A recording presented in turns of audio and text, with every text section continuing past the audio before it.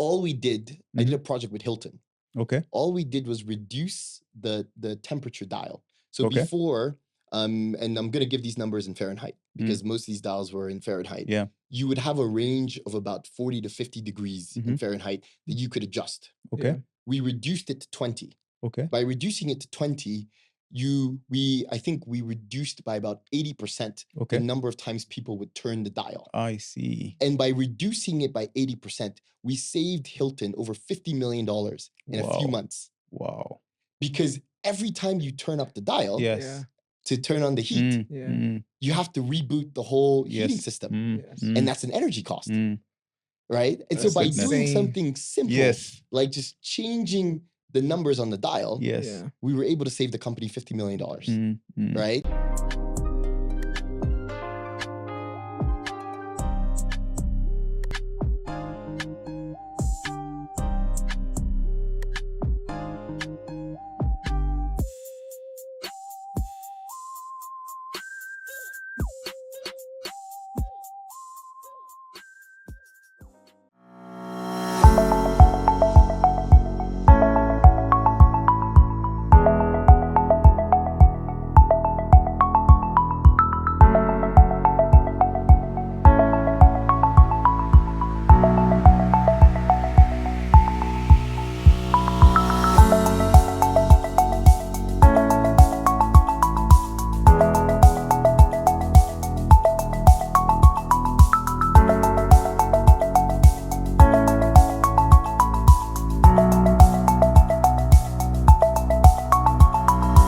Hello, champions.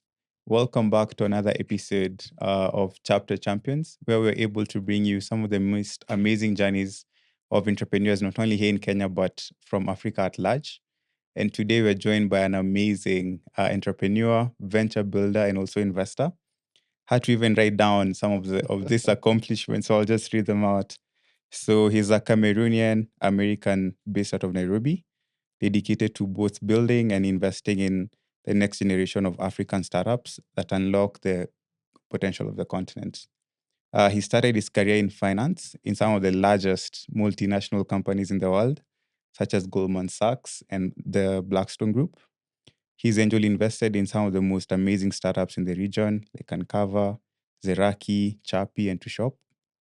He's co-founded some of the largest businesses in the continent, such as Wasoko, which actually raised more than $150 million in venture funding. There you are the head of growth, head of revenue and operations. I also served as the head of growth in Good Life. You served as the head of global and computing at Jumia Group. You're the interim CEO of Beauty Click Africa. And now you're the co-founder and CEO of Baki, which is in a mission to provide world-class retail beauty experience for Africans. So welcome. Thank you. It's a mouthful. So welcome. Clearly. Yeah, very clearly. I'm like, I know. And the name is also everything. interesting. I know. And we didn't say the name, which is also really interesting. So like Kwehnui Tawah. Yeah. So welcome to the show. Thank you. It's a pleasure to be here, and thank you guys for having me. Awesome. So after that mouthful of an introduction, such a impressive achievement in a short amount of time, how would you just introduce yourself as KT? Wow.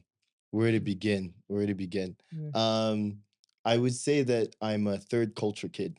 Okay. Right? And what I mean by that is that as much as I'm Cameroonian-American and my passport is American, I have lived almost everywhere. Right? Growing up, I lived on every corner of the continent. East, south, north, west. And then I went to boarding school in the UK after spending almost 5 years. I think one of the most stable periods in my childhood was probably living in Tunisia. Okay. And for me, I remember after almost 5 years of living in the same place, I got tired, right? And so there's a funny story that my parents always tell of me showing up to my dad one day and giving him an invoice for boarding school in the UK and telling him, please don't pay school fees locally. Pay school fees there. Oh my gosh. Right? Because I applied behind their back and gosh. I got in and I decided I'm going because I was tired of being in the same place. Nice. Right? And then that's where I finished high school in the UK. And then from the UK, that's where I went to UChicago. Right? And that was right around the financial crisis. Mm-hmm. And I think for me at that time, finance was top of mind for everybody, right? Mm-hmm. It felt like the world was falling apart. Yeah. For those of you who remember the financial crisis. Yeah. And for me, I was just super interested in like, What's how going could on here? one bank, Yes. and mind you, my uncle worked at Lehman Brothers, Mm. right? Yeah. So I knew the story Mm. front and center because my uncle would talk about it at the Mm. dinner table. Mm. And I was just super fascinated about what was happening there. Mm-hmm. And so I felt like I needed to go to the best place in the world to learn about economics. Yes. Yeah. And so that's why I went to Chicago. Mm. So I applied early. Mm-hmm. I got in Mhm. early, thank Mhm. God. Mm-hmm. And when I went to Chicago, I thought I was actually going to be an economist, Okay. right? Because my vision was I would go do my PhD Yeah. and I would get into development economics. Mm-hmm. For context, my father is a career development banker, basically. Okay. But he's funny enough, he started off as a geneticist Wow. who found his way into Into finance. development banking. Damn. Yeah. And so I had a lot of exposure, of course, growing up to the Mhm. World Bank, Mm. the African Development Bank, which is where my dad worked for over 25 years, Wow. right?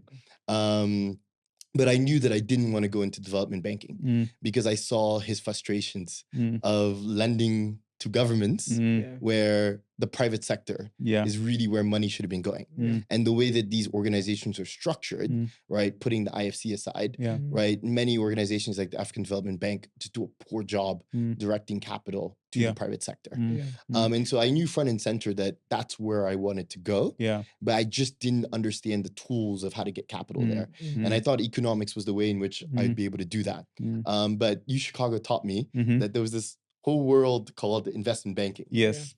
right? And I remember how I got into investment banking is a funny story Mhm. because my wife always chuckles every time I tell the story. Yeah. So, being the young 19-year-old that I was, Mhm. I joined a fraternity. Mhm. And I remember we had a fraternity party and we used to have parties with sororities. Mhm. And, usually you go to get to know this Yeah. beautiful girl. Yes. So I go, spit game. Mhm. And funny enough, I end up with a job, Wow. Really? Okay. right? So it turns out she was a fourth year Mm. and I was a freshman. Okay. And so we just got to talking about finance. Mhm. And one of the things, and talking about family, one of Yeah. the things I'm grateful for is like my dad gave me a lot of exposure, Okay. right, through his bank, Mhm. where I had a lot of knowledge about the financial markets Mhm. for someone who was fresh into college. Yes. Yeah. Right. And so she was so impressed Mm. with my knowledge of financial markets. Mhm. Yeah.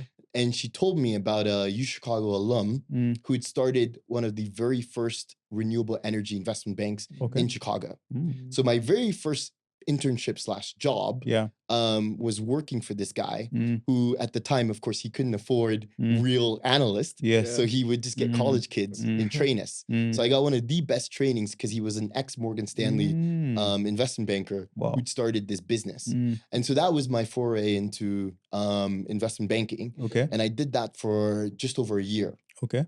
So imagine going to school Yes. and Freshman. working as an investment banker at night. Yes. Right? Yes. Yeah. And after doing that for about a year, I told him, look, I feel like all we do is go and pitch people about investing in opportunities, Mhm. Yeah. but how do we get to invest in these opportunities? Mm. And I told him I want to learn how to invest in these opportunities and why some of these people say no Yeah. to what I think are good opportunities. And so that's how I got introduced to Blackstone. I So see. he made a call Mhm. and he got me in. I was one of the very first classes Yeah. of summer analysts from Yes. college who got Mm. into Blackstone in private equity. Mm. Nice. And so that was how I got into Blackstone. Yeah. And Blackstone, And just for context, guys, I think Blackstone, maybe people don't know, yeah, or maybe people do, others wouldn't. But it should be the largest non-bank yes, financial institution in the world. Yes, I it think is. like maybe They 2 manage trillion. over $1 trillion. Yes. Wow. Yes. They are the largest private equity Mm. company in the world. Mm. I think the last stat about them is if they were to be a Fortune 500 company Mhm. as by themselves with their portfolio, Mhm. they would probably be the 5th largest Fortune 500 company in the world. Wow. Just like right under like Nvidia and like with Google Apple. or Yeah. Apple or something. Yeah. And I Yeah. think they employ something like over 500,000 people Jeez. across Wow. all their companies. Damn. And when I joined, and I think this is really important to say, Mm-hmm. because it really has threaded the way in which I think about investing is I joined at a time when the company was going through a transition from financial engineering to generate returns to actually thinking about how do we build real value in companies. Okay. And when I was there, they introduced me to a group called Portfolio Operations. And I was so curious about how the meats and bones of how to run a business that I raised my hand and said, hey, I want to be part of this group. I want to understand what you guys actually do. And the first project I worked on, and this is going to blow your mind. All we did, I did a project with Hilton. Okay. All we did was reduce the temperature dial. So before, and I'm going to give these numbers in Fahrenheit because most of these dials were in Fahrenheit. Yeah. You would have a range of about 40 to 50 degrees in Fahrenheit that you could adjust. Okay. We reduced it to 20. Okay. By reducing it to 20, I think we reduced by about 80% the number of times people would turn the dial. I see. And by reducing it by 80%, we saved Hilton over $50 million in a few months. Wow. Because every time you turn up the dial to turn on the heat, you have to reboot the whole heating system. And that's an energy cost.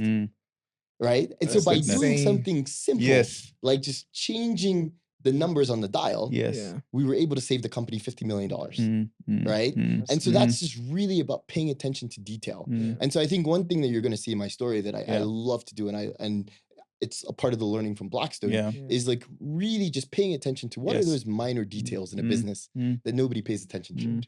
But how do you optimize those little details? And by optimizing the details, you can get really high quality results. That's so true. Today about God. God is in the details. Yes. Yeah. So Yes. And, exactly.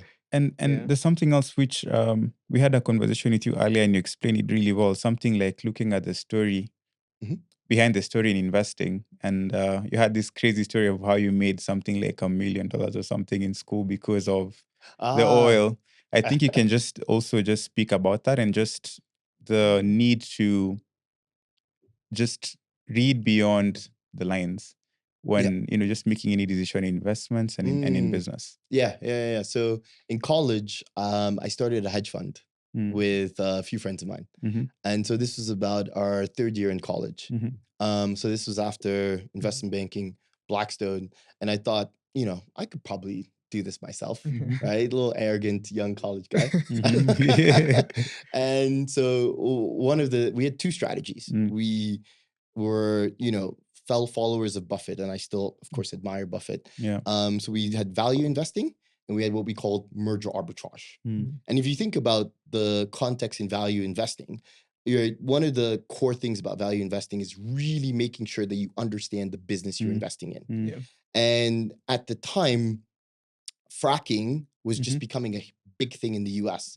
For those of you who don't know what fracking is, effectively, in simple layman terms, fracking is being able to access oil or gas underneath earth rock formation. And so we had just developed the technology to be able to cut through rock at, you're talking almost 50 to 100 miles underground to be able to release the gas, oil or gas, right? And so everyone was flocking into oil and gas companies because they were all expecting the shares of these companies to explode. And I remember a piece of advice, I can't remember where I read it, but there was a piece of advice where there was an investor who was quoted during the car revolution, right? In the early days of Henry Ford and the development of cars, he made the statement that, look, I don't know which car company is going to win, but what I do know is that the parts, right? The iron, the aluminium that goes into these cars, right? No matter which car company wins, whoever's supplying them is going to win. Right? And so I remember looking at all these oil companies and being like, I don't know which one's going to win. But as we started looking at the second, third order of how does this ecosystem work, what we realized was because all of this oil was in the Midwest United States, there was no access to a port. And because the Midwest of the United States did not have existing oil and gas infrastructure, the only way to transport this oil and this gas was by rail, because that's what existed. And so everybody was chasing the rail companies, including Buffett. And so we realized, look, that's a crowded trade. And so what we did was we actually invested in a rail car manufacturer because we realized that in order for the rail companies to be able to increase capacity, they had to buy more rail cars. Nice. And so we invested in a rail car manufacturer. Yes. And that was probably one of the best investments I've ever made in my life. Wow. I think we made about 1,000x Wow. on that investment. And to your point, you know, we made close to $1 million in college on that investment. Wow. That's insane. So It's insane.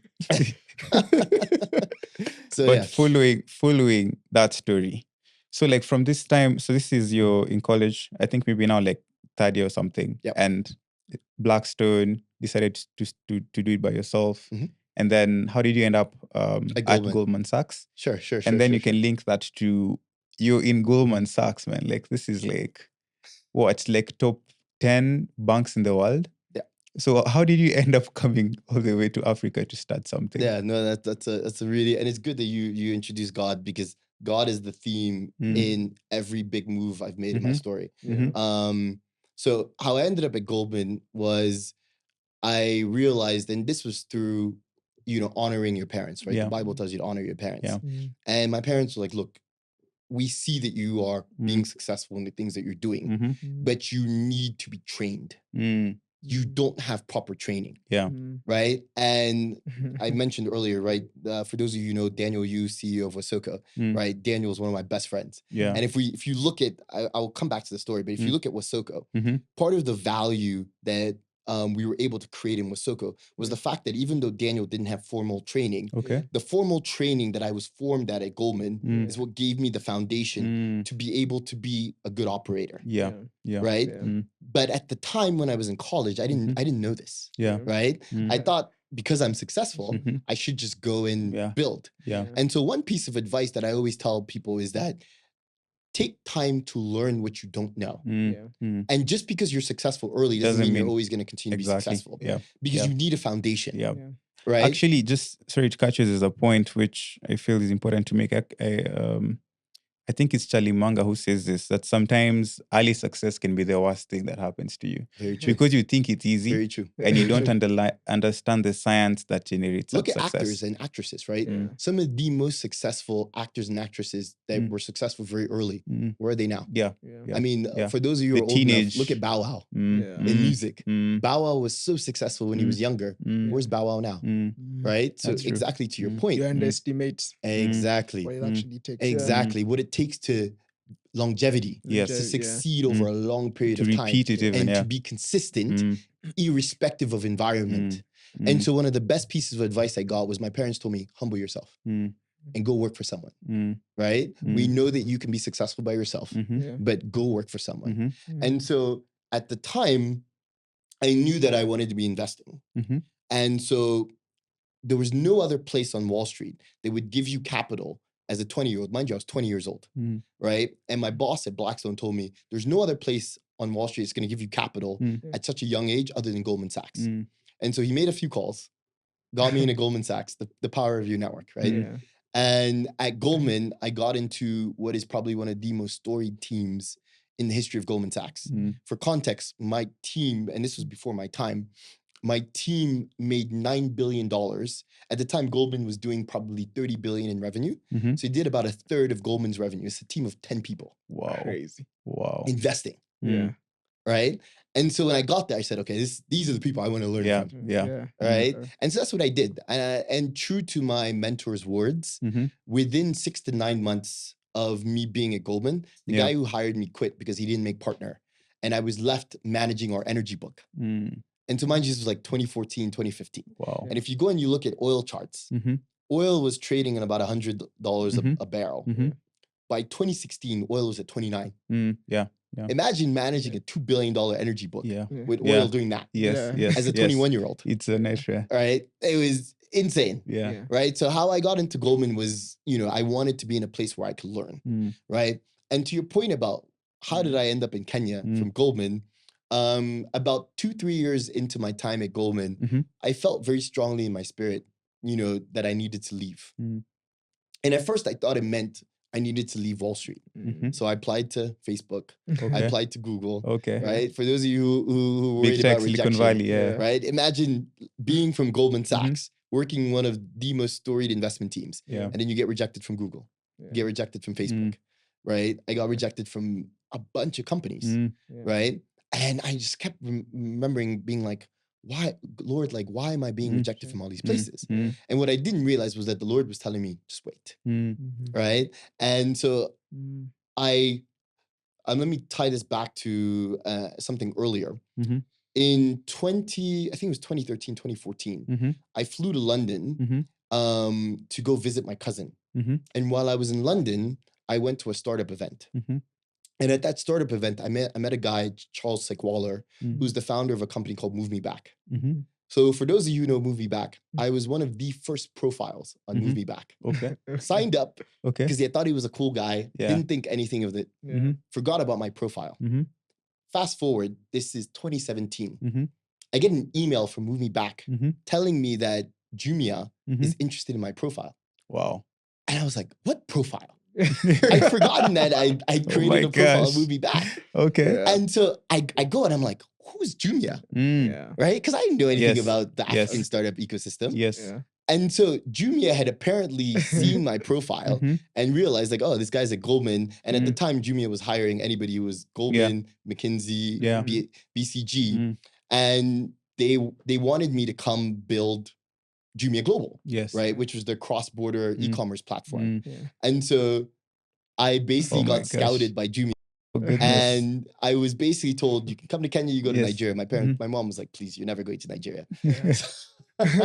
and so Kenya was the only option. Oh my right? gosh, okay. And on top of that, Daniel was already here. And so my mom was like, okay, at least you know someone there, right? And I feel like Kenya is a lot safer than Nigeria. Yeah. And so I remember going and sitting with my boss at Goldman and telling him I'm leaving to go to Kenya. And he was like, where's Kenya? Where's Kenya? Oh my gosh. And I was like, it's in Africa.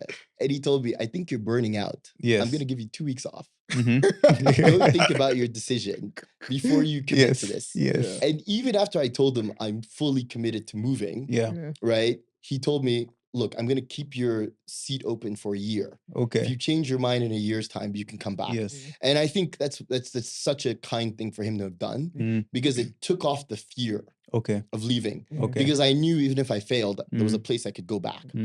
Right? But one thing I always tell people is that sometimes you have to just trust God, right? Because in leaving, I took a 75% pay cut. Wow. Right? Which is huge. Yeah, it's huge. Right? Really huge. And I think if you listen to me speak before, one of the things I always say is that when I took that pay cut, I did not in New York terms take a lifestyle cut. Oh. And so I was still trying to live my New York lifestyle on a 25% pay cut. Yes. And so there's a lot of lessons learned about, mismanagement of money. So, but that's how I ended up in Kenya. Oh my right? gosh. It was Move Me Back. Move Me Back, and you ended up at Jumia. Yep. So you have a stint with Jumia. You meet with, of course, now Daniel is here. Yes. So how was that journey into now like co-founding Wasoko together? Like what are the key insight at that time? Yeah. So the story of Wasoko actually goes all the way back to college. Right. So Daniel and I met freshman year of college and we quickly became good friends. And the Wasoko was actually started while we were in school. Okay. And then Daniel dropped out. Okay. And we stayed good friends. Right. And when I was in Kenya, he would come and ask me for advice. Right. And I've never forget this because we were seated at Chopati.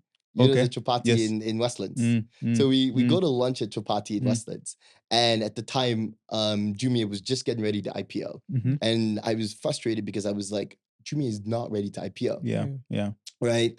And Daniel comes and he goes, bro, for those of you who know how Daniel speaks, he's like, bro, like, we need you full time, right? Yes. Like you can't just be giving me advice. I need you to come and we build this thing together. Yeah. Right. And so this was 2018. Okay. When I finally made the jump. And I think what God was doing was God was preparing Wasoko for Yeah. me to come full time, I see. right? Mm. Because I wanted to jump into entrepreneurship a lot earlier, Mhm. right? But as you could imagine, having African parents, they were Yeah. like, we did not pay for you to finish Chicago Yeah. to go play entrepreneur, Yes. Yeah. right? Yes. And in 2018, we had just raised our seed round. Mm. Yeah. And so there was enough capital Mm. for the business to really Yeah. start to, Yeah. To you take know, off. Take off. move into the stratosphere, Mm. right? Mm. And so it worked out, right, that I now was able to build a network. Yes. And being in Jumia Mm. gave me a network of quality talent, Mm. right? And so Mm. there was talent I was able to tap into, Mm. right? And if you think about my Yeah. entrepreneurial journey, Yeah. there are a lot of people that I've worked with in different places Yeah. who followed me in different parts of my journey. Yeah. Yeah.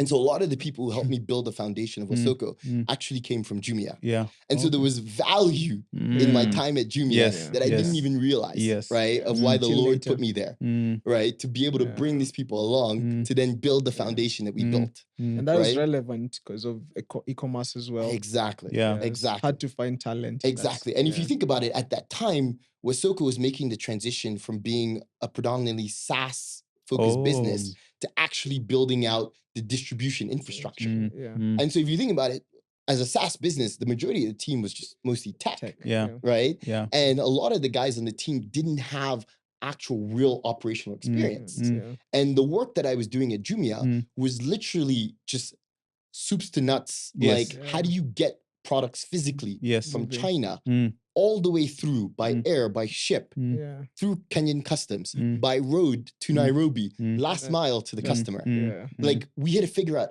every little piece of that. Yeah. Yeah. And so imagine working on that supply chain Mm. and then now coming into Wasoko where Yeah. it's Bidco, Mm. right? To this Duca, Yeah. right? Or even like, let me give you a crazy example Mhm. of, I remember in Mwanza Mhm. getting a call from my team being like, oh, by the way, boss, the street to our customers is completely flooded. Wow. How do we get the goods to our customers? Yeah. Wow. Right? And we were putting goods on the heads of people Oh and gosh. trucking it through water that's knee high, Wow. right? Because that's how you deliver to your customers, Mm. right? Mm. And so the point I'm making is like every Yeah. piece of the story is Yes. important. Mm. And so sometimes I think a lot of us want to rush our journey, Mm. right? You want to get to the finish line. Yeah. But I think one of Yeah. the biggest things that I've been learning Mhm. is that you have to appreciate the season you're in. Yes. Yes. Mm. And you have to just keep praying and being like, Lord, what do you want me to learn in this Mm. season? Mm. Who are the Mm. people you want me to? Because Yeah. sometimes it's skills Yes. that you need to learn. So for me, coming from Goldman Sachs, if I went from Goldman Sachs to Wasoko, I don't think it would have been as Yeah. successful. Yeah. But I Yeah. think going from Goldman to Jumia Yeah. and building that skill set at Jumia, Mm. being able to learn on Jumia's dime, Yeah. I paid school fees Yes. Yes. to now be able to build Wasoko, Yes. right? Yes. And so sometimes the founding journey is not only about, I just got to start. Yeah. Yeah. It's about paying school fees Yes. You know, to all make these sure that different- you don't make mistakes that Yes. you don't need to, Yes. right? Mm. And so that's the story. Wow. I think like super, super incredible. And you had this stint at Jumia, and it's just interesting like how sort of like your journey has trended all the way now to Baki Beauty. So you had this stint at Jumia, you had this stint that was super successful. Yep. But then a time came when you felt like you want to jump into something else. Correct. And something in healthcare. Correct. Still e-commerce, but healthcare. So like Correct. how was that journey like, and what really pulled you? Was it a pull or a push into So that segment? I will ruin the Wasoko founding story a little bit Mhm. in terms of what is out there in popular media. Mhm. To say the idea of healthcare was something that Daniel and I had been talking about for a long time. Okay. And funny enough, there was a business plan I'd actually written years ago when I was in the US that looked like basically M Pharma. Oh wow. Okay. And when we got into building Wasoko and FMCG, Mhm. we'd always said that we wanted to get back into healthcare. And there's two reasons why. One, Daniel's whole family are doctors. Okay. He's the only one in his family that's not a doctor. Who's not? On my end, my mom has been sick my whole life, Okay. right? And so growing up with a mother who's been sick my whole life, I've had front and center an experience of the healthcare system everywhere on the continent. Yeah. And let me tell you, it doesn't matter how rich you are, it's disappointing, right? Mm. And so for a long time, we've always said we needed to do something in healthcare. Yeah. But the question was when, Yeah. right?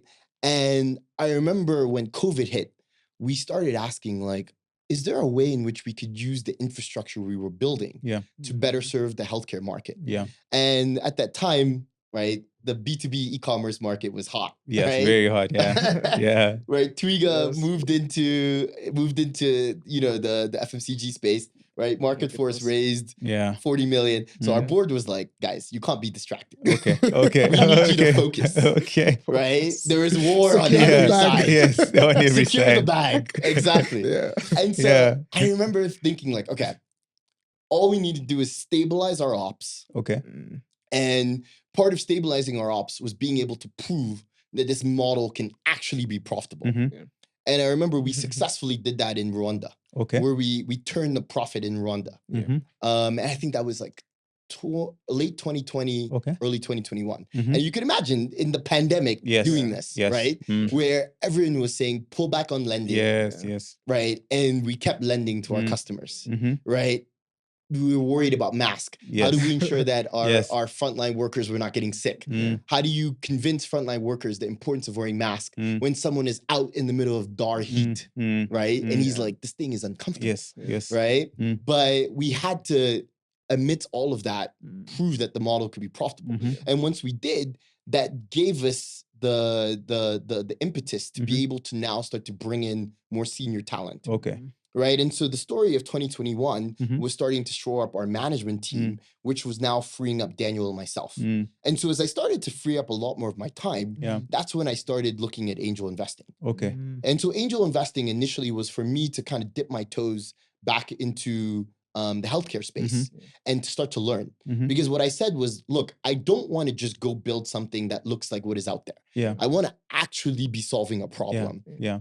And being heads down at Wasoko, Mm. I didn't know what was happening Yeah. in healthcare, Mm. right? And so Ilara Health was, that first move into starting to understand what's happening. Yeah. And funny enough, when I invested in Ilara, one of the things that, back to what I was saying about my learnings from Blackstone, Yeah. one of the things that I started to kind of, tweak in my investment strategy was I'm not only going to give you money, I'm going to give you my time. Ah, I see. And with Ilara, Okay. one of the things that we were able to successfully do Mhm. was Emilian, founder and CEO, called me and said, hey, look, I need your help in building out my sales team. Okay. And so what we did was we actually set me up almost as his interim head of sales, Wow. right? Yeah. And I would meet with him and his sales team every Friday for Wow. 3 hours. And we would run through the business, numbers, soups to nuts.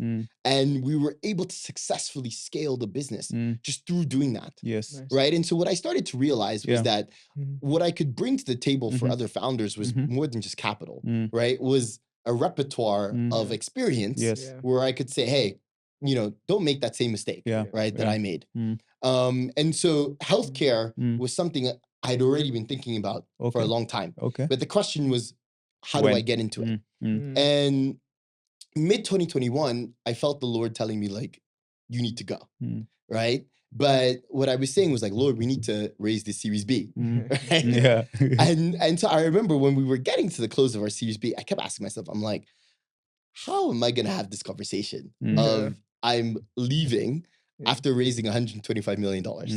Right. Like, any time you hear that, it Yes. doesn't matter how religious you are. Yes, You yes, think yes. it's crazy. Yes, it's right? true. You It's don't true. raise $125 million and say, oh, I'm quitting. Yes. Yeah. Right. Mm.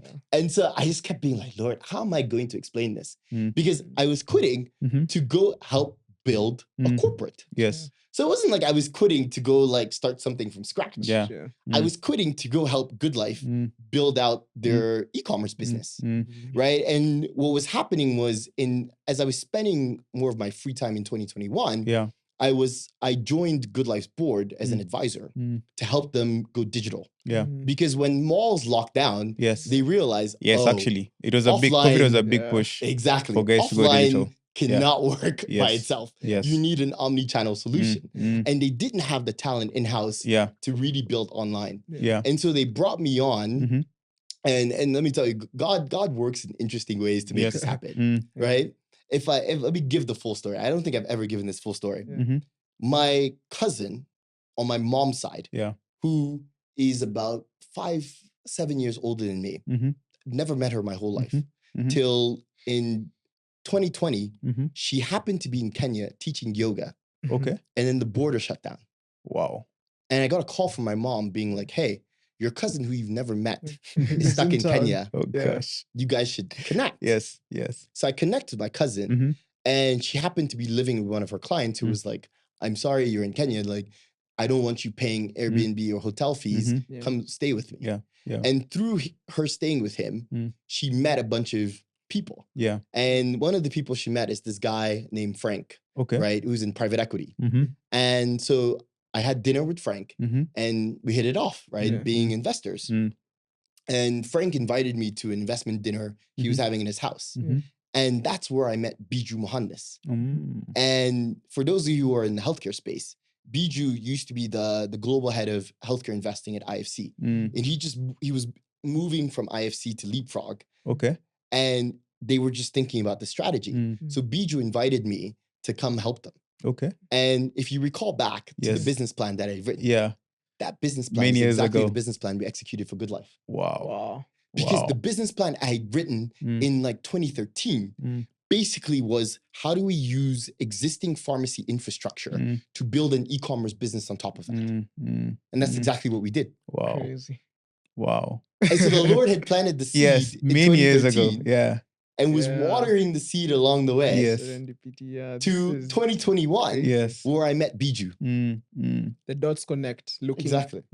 That's what Looking Steve back there, Jobs- Steve Jobs. Exactly. The dogs connect. Exactly. Yeah. And so that is how I ended up at Good Life. Good life. Yeah. And what made it super clear to me that I needed to do that Yeah. was the fact that I had written that business plan already. Yeah. I remember going in my Google Drive and just stumbling across it Yes. and being like, wow, Oh Lord, my you are gosh. incredible. I know. Like, You're dusting the Yeah. business plan. You're like, oh my gosh, don't even Exactly. need to change anything. exactly. Yeah. I didn't change anything. Yes. Yes. I didn't change anything. I Mhm. remember when he was asking me for a strategy, Mhm. I literally changed the dates Yes. Yeah. and sent it to him. And I was like, here's your BP. Oh and my he was like, gosh. okay, like, Incredible. we need your help to execute this. Yes. Yeah. Yes. And I remember being like, if I'm going to do this, I need to be full-time. Like, Yes. I can't be Yes. trying to do Wasoko Mm. and doing this. And Yeah. so Yeah. that's when I told him, look, let me close what I need to close at Mhm. Wasoko. Mm-hmm. Let me ensure that my team is well set up for success. Yeah. And then I can transition. So that's when Wow. I transitioned in 2022. Was this like the passion in healthcare? Or Yeah. It's just passion. Just passion. Oh my Just gosh. passion. For me, healthcare is not about making money. Healthcare is about, it is embarrassing that our leaders, Mhm. when they need healthcare, need to go to Europe or go to the US. Yeah. Yeah. And if you go to Europe and you go to the US, guess who's treating you? Mm. African doctors, Mm. right? Yeah. Your doctors are either Yeah. Indian Indian or or African. African. That's true. That's It's true. embarrassing, Yes. right? Yes. We have all this talent Mm. in the US, yet Yes. on the continent, Yes. right? How many people die of Mm. malaria? Mm. Something that we know how to deal with. Mm. Like, it makes no Yeah. sense. That's So for true. me, it's purely passion, Yeah. right? Why I Yeah. do healthcare, Mm. right? And so when I joined Good Life, Mhm. my focus was more, how do you increase accessibility? Okay. Because that's the whole thesis behind leveraging technology, Yeah. right? Is you can Mm. reach a wider breadth of people at a lower cost. Mm. Think about how much it costs to set up Good Life pharmacies. Yes. If we want to reach all of Kenya, how long is it going to take us to do it? Mm. Right? Mm. But through setting up Good Life Mm. online, within a Yeah. few months, we were having over 100,000 visits to our Yeah. website, Yeah. Wow. right? Mm. We were delivering all across Kenya. We even started delivering to Kakuma, Wow. the refugee camp. And how it will work is so for instance, if someone orders online, but You if pull they're the stock from from the store. so like Good Life Kitale, Yes. if they're from Kitale, Yes. oh, that's really good. Exactly. That's really exactly. good. Or if there's not a store there, we pull it from the closest store Mhm. within a 20-kilometer, 30-kilometer I radius. see. Then they're able to Right. get it like in And 2 so what hours. we started doing is we would segment delivery. Mhm. If you were within a 10 to 15 km radius, we could deliver to you same day. Okay. If you were not, we would move you to Mm. next day. Mm. And so it Mm. didn't matter where you were in Kenya, Yeah. we could always deliver to you. Yes. Yeah. Yes. So Wow. right before we go to the next move you made, so Mm. you've made crazy. Yeah, it's moves. so crazy. Crazy moves. Yeah. Yeah, it's impressive. When you started investing, so Mhm. for those who are looking at you as the investor hat, Mhm. what were you looking at those founders? Yeah. Mm. Yeah. Great question. Great Yeah. question. I think it comes back to the Warren Buffett principle I was mentioning earlier. Value in. Not just value investing, but do you understand Mhm. soup to nuts Mm. how that business makes money? Mm. right? If you think about Elara, when I invested in Elara, effectively, as much as Elara was a healthcare company, how did Elara make money? It made money the same way Wasoko made money.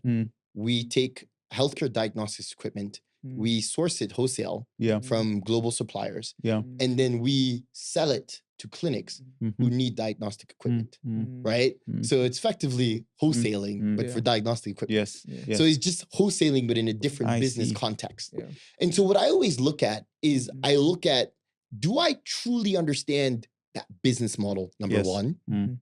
Number two, do I understand the sector that you're in, and can I add value? You take a company like Chirpy. So what most people don't know, the one of the co-founders of Chirpy, Kennedy, Kennedy used to work for me at Wasoka. Kennedy used to do data science. Wow. Nice. And the problem that Chirpy was trying to solve, and you know this very well with like large transaction businesses, is when you have multiple writers in the field, reconciling your M-Pesa account, reconciling your cash, reconciling all your accounts across multiple writers, across hundreds of thousands of customers is a financial nightmare. And so either you have hundreds of people in your finance team to ensure that your books are clean, or you get a system like Chirpy. Right? And so Chirpy was a no-brainer because Kennedy saw this problem and he came to me and said, hey, look, I'm trying to build the tech to actually solve this problem. And so I understood the problem front and center because it's something I was encountering on a day-to-day. Right? And so the way I invest is, one, is it a problem I see on a day-to-day basis? And so it's solving a business problem that I have been begging for someone to solve. Right? Number one. Or number two, it's in an industry or it's a business model that I'm very, very familiar with. Right? And the reason why I do that is because I always say, look, I'm not going to be the biggest check in your round. But what I can do is I can provide advice. And that advice is value for money, right? You would normally pay an advisor, right? But I don't ask to get paid, right? All I ask is that you be successful, right? And so what I aim to do is bring capital with advice. And so that's why I'm really particular about investing in companies that I know I can add value. You have a certain competence too. Exactly. Exactly. Wow. I think that's super cool. And like, even as we move on to now this, like maybe like the third, fourth wave of like healthcare, from the coffee we had, you had a very interesting take on how to make a difference in healthcare and having like beauty be like your beachhead. So, you know, the question is like, why beauty? You know, like healthcare is like, what, $1 trillion industry? Like, how do you sort of like make a difference in a field where your effort can seem like a drop in the ocean? So how did you choose beauty? What's your exact thesis of beauty as a beachhead into healthcare? And like, how did you end up now founding Baki? Sure. So one of the things, and I always say every season you're paying school fees, right? Good Life was my season of paying school fees in healthcare. And what Good Life really opened my eyes to is there's a fundamental problem in the healthcare business model. And what is that fundamental problem, right? And it doesn't matter how educated you are. I'll ask the two of you. How many of you, do you have insurance? Yep. You have medical insurance. Before you had medical insurance, right? Did you put money aside to wait for when you were sick? No. Exactly. Always an emergency. Right? Yeah. If you think about what percentage of Kenyans are insured, it's like what, less than 3%? Have medical insurance? The 97% are not putting any money aside for health, for any health situation. So as a result, they say you're one bill away from bankruptcy. Yeah, exactly.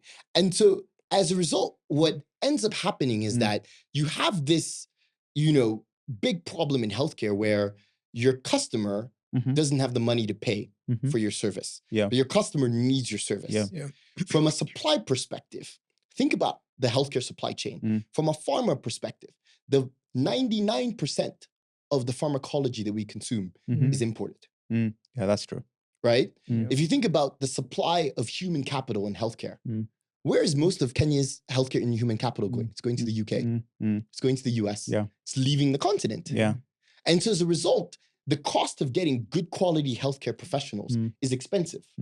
So you have so people always complain, why is Good Life so expensive? Good Life is expensive not because Good Life is trying to overcharge you, but because Good Life is trying to ensure that the people in the value chain, both people and product, are the best quality. And so in order to do that, comes at a cost. Yeah.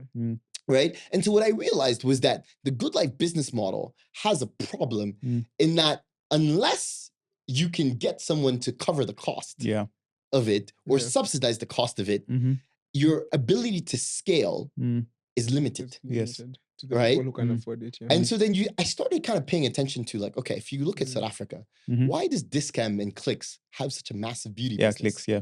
If you go to the UK, why does Boots have such a massive beauty business? Mm. And so I started paying attention to what is everyone else doing? How are they solving this problem?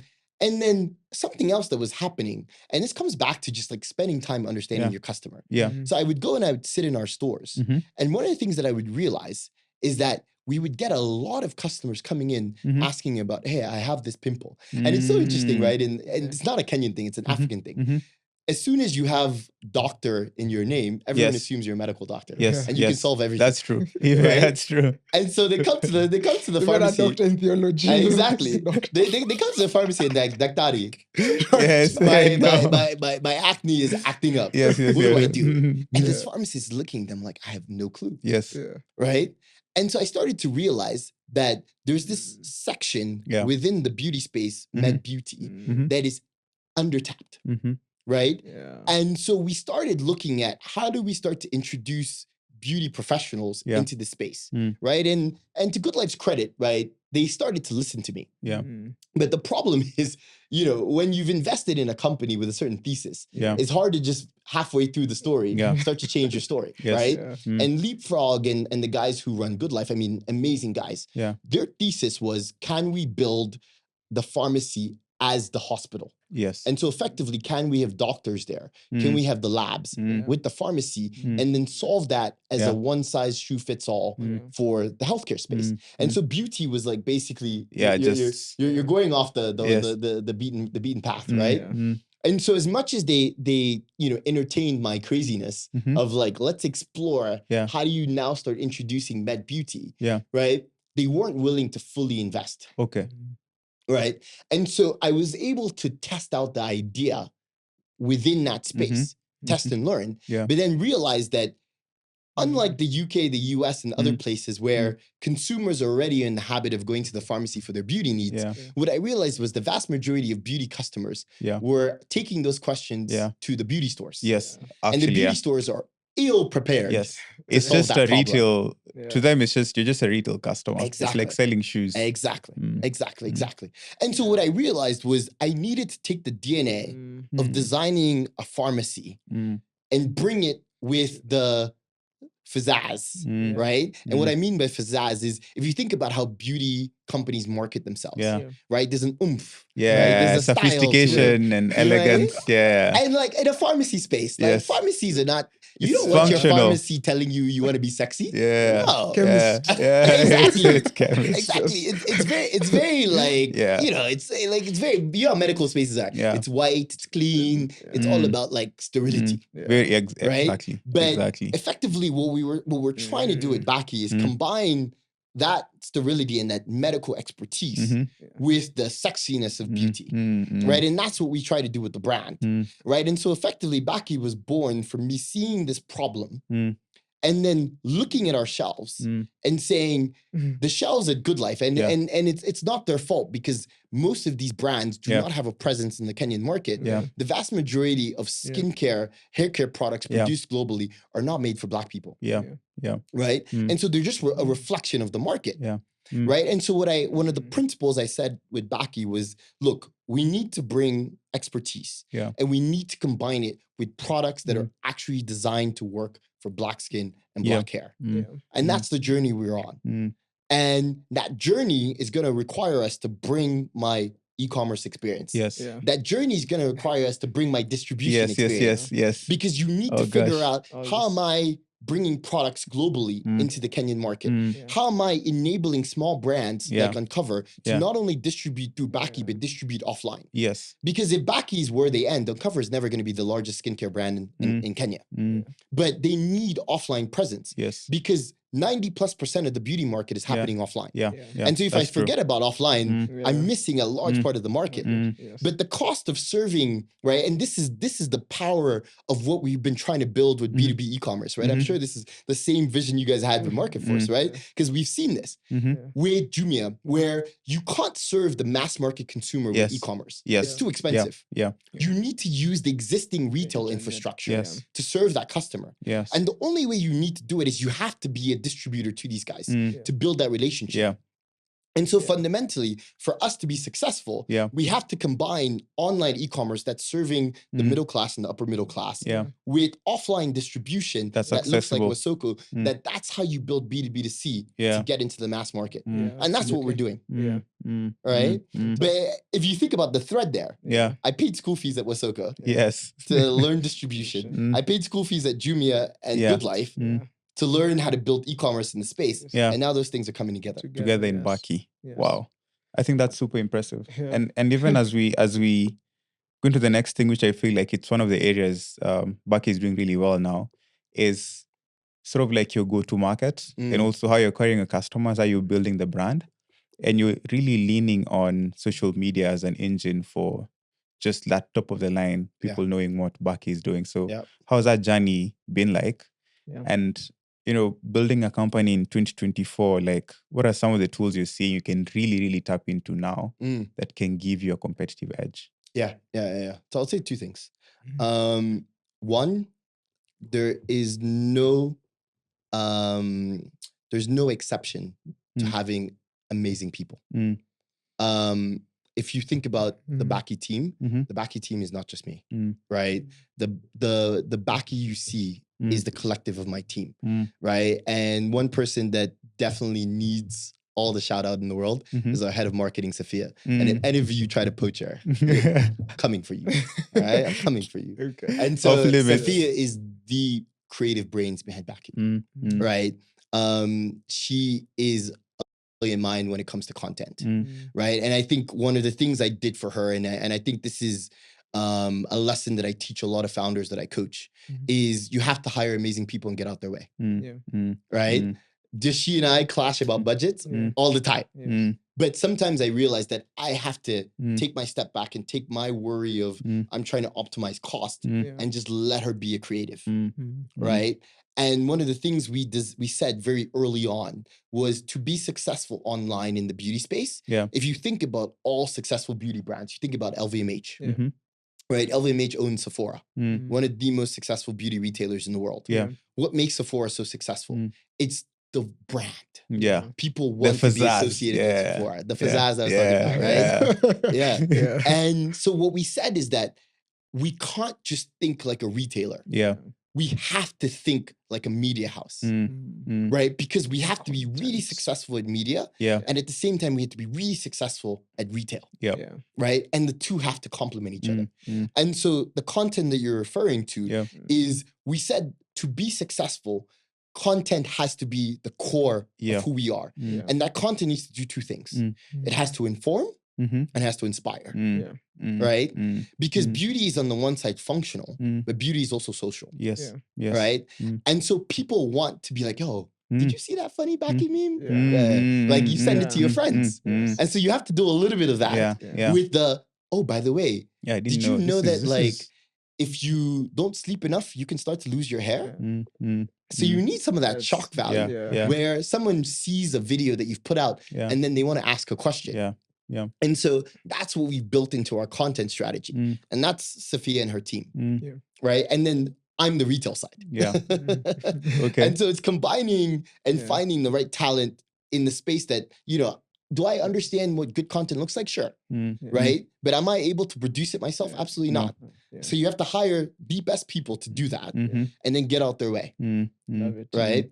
And so that's what we've done. Right? With designing and building Baki. Wow. Nice. And like now as we close, we usually have like two famous questions for as we close. So just what's next for Baki in this space?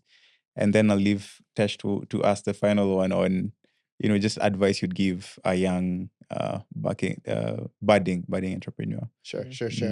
What's next for Baki? Wow. I mean, look, there's a lot on the horizon. Yeah. I'm super excited about our roadmap. Mm-hmm. I think one of the things that I'm super excited about is really bringing in the next generation of e-commerce, right? Yeah. And one of the things I always say is like, I don't fault those who came before us because we were all trying to figure out what is the right way to build e-commerce that works for an African context. Yeah.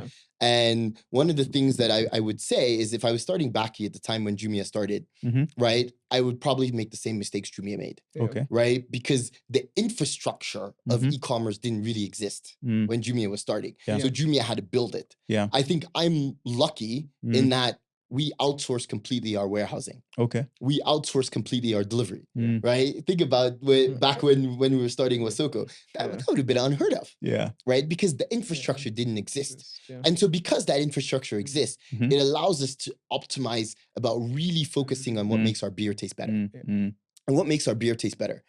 Optimizing for search. Okay. Right? One of the things that we've just recently launched, we haven't made a lot of noise about it because we're still iterating and testing it, is enabling natural language processing on our search bar on our website. Okay. So what does that mean?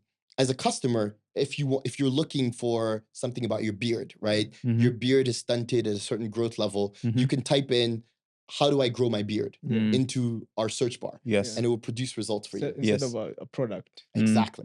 Right? Mm. And so it's moving away from e-commerce requires you to know what you need. Yes. Because if you think about it, our business model is predicated on the fact that your average customer is not well educated in the beauty space to know what they need. Mm. Yeah. And so as a result, you want to enable them to ask a question. Yeah.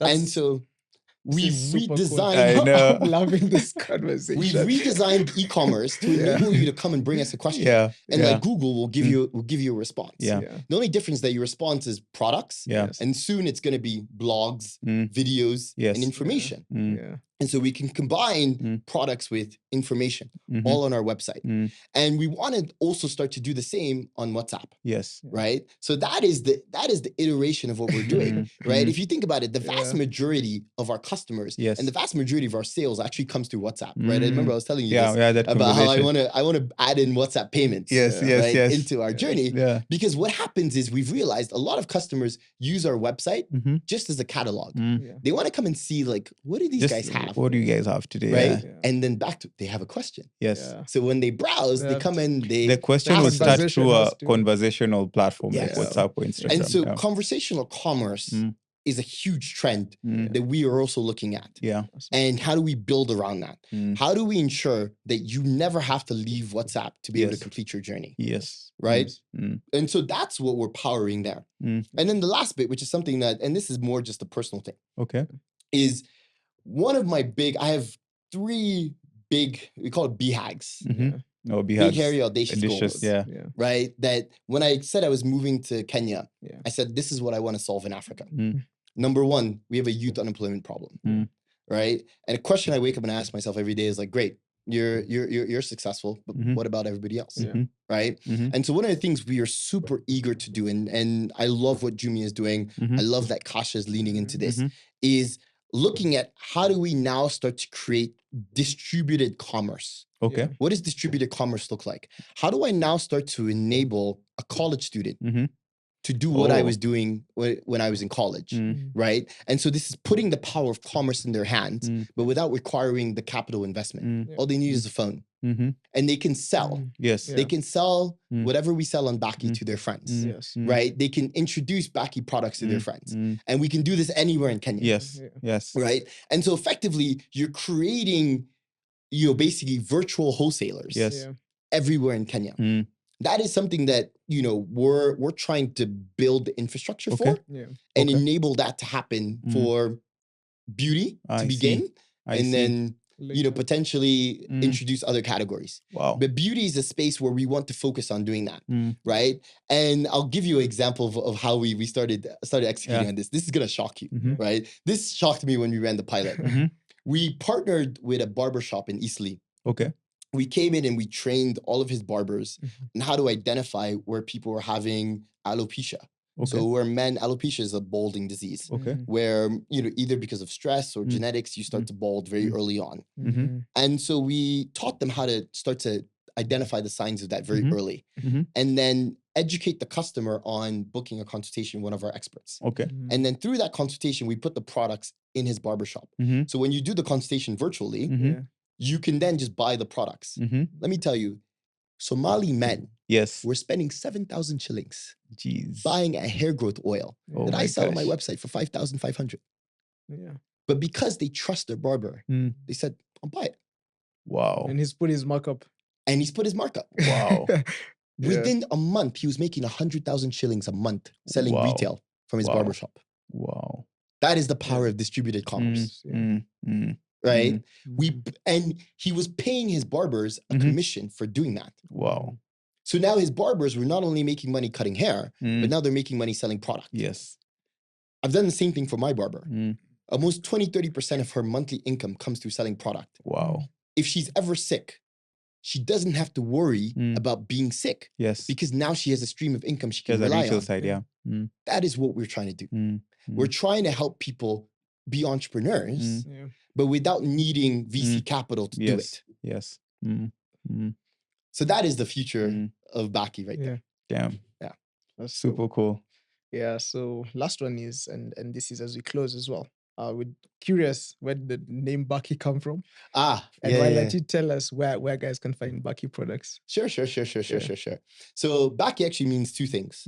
When we were starting, I said, look, I want a name that is truly African. Okay. And so I spent, almost a month and a half, like doing a ton of research.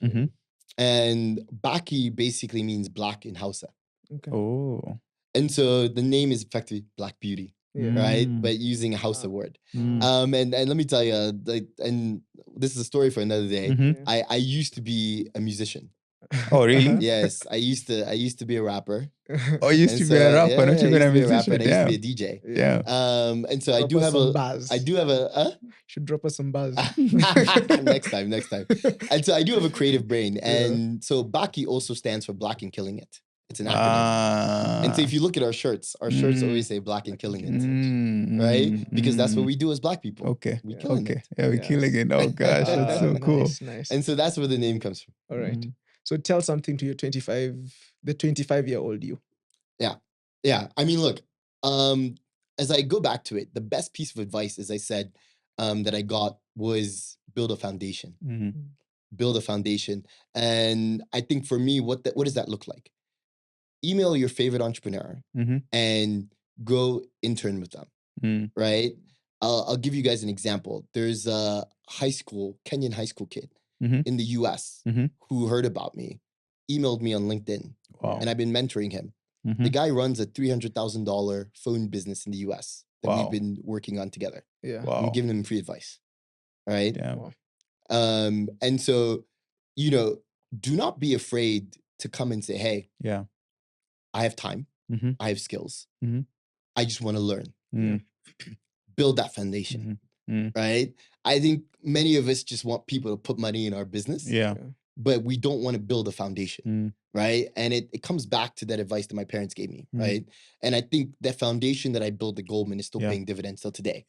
Right? The first check in back in, it's hilarious because I didn't realize he didn't sign his safe note till I was going through DD with microtraction. Remember I was telling you this? I was going through DD with microtraction. And then they sent me a message being like, hey, we see that Benji Chung wired you over $100,000, but we don't see his safe note. Yes. He didn't sign And I it. didn't Like, realize oh my my mentor gosh. hadn't signed. He just wired me the money. Yes. He has no idea what we do. Yeah. But you see, the foundation I built with him at Goldman built trust. And that trust is what is carried over to him being like, oh, you're starting a company? Sure. Yeah, no worries. Here's money. Here's the money. Yeah. Right? But it wasn't like when I first met him, I was asking him for money. When I first met him, I was just learning. Right? I humbled myself to go under his wing and learn from him and take his advice. Right? And implement his advice. And then when I found success with his advice, I came back and I thanked him for it. And I appreciated him for it. Right? Every time I go to New York, he's the first call I make. Yeah. Right? Yeah. That's a relationship I invested. right? There's nothing he needs from me. He's a multimillionaire, Yeah. right? What can I really do for him? Yeah. But just be that friend, right? Yes. Yeah. If his wife is sick, I call, right? And so 2 things that actually, I'll give 2 pieces of advice, is build that foundation. And when you have relationships, don't treat relationships transactional. That's something I noticed that I think we've lost. We've lost the art of just like caring for people. Yeah. Just for the sake of caring. Exactly. Yeah. Right? Not expecting. Not expecting anything in return. Yeah. And just loving people. Yeah. Right? And so I'd say that for me is the 2 most important things, right? When I met Daniel Yu, I had no idea we'd be on the journey we've been on, right? Yeah. Yeah. But he was just a great guy. Yeah. Yeah. And I loved on him, he loved on me, right? And like, look at where we are now, right? And so I think the 2 most important things for young people is 1, build a foundation. Don't be in a rush. Don't be in a rush. Yeah. Right? You need a foundation to be successful, especially successful long term. Yeah. Right? Yeah. And number 2, invest in people. And invest in people not expecting anything in return. Yeah. Just do it. Love to hear it. Right? Wow. Yeah. I give of my time all the time. My wife was always telling me, like, look, you need to charge people for this. And I'm like, no, the Lord has given me. Yes. So it is my responsibility to give. To pay it forward. Exactly. Yeah, exactly. That's amazing. And that's what all Chpter Champion is all about. It's about, learning from the new age of movers and shakers. That's you, and creating the next wave of KTs. Absolutely. Yeah. So Absolutely. this has been phenomenal. I know. Oh yeah, gosh. I really loved learning from you. And thank you, guys. Looking forward to seeing what Baki builds. And you can find Baki on Instagram, Baki_beauty. Yes. And all the advice, look good, look confident. Amen. Yeah, right over there. So Yep. Thanks for tuning in, guys. And till the next episode. Thanks, KT. It was great having you. Thank you. It's great Thank having you, you. guys. See you, champions. Cheers, guys. Cheers.